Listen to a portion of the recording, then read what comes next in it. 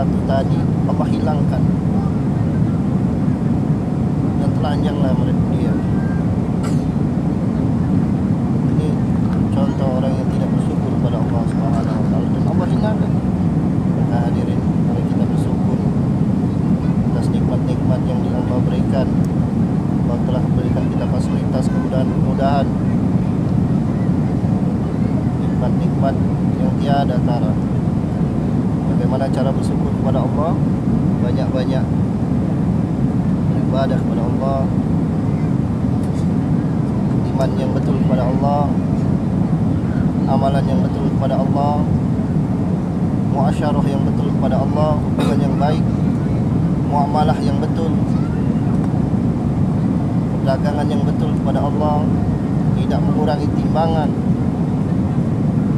tidak menipu, tidak berbohong, dan yang lebih baik lagi, mencintai sesama saudara muslim. Inilah yang akan mendatangkan rahmat Allah Subhanahu wa taala.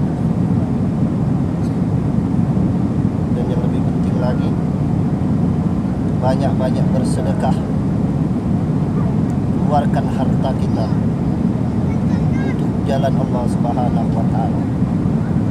Janji Allah Subhanahu wa taala, apabila kamu bersedekah 1 dirham, maka Allah akan ganti 10 dirham.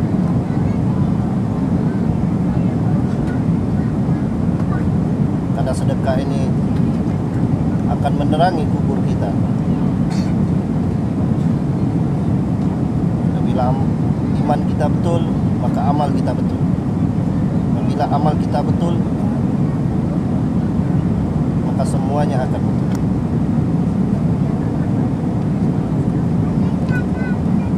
Itu saja yang bisa saya sampaikan.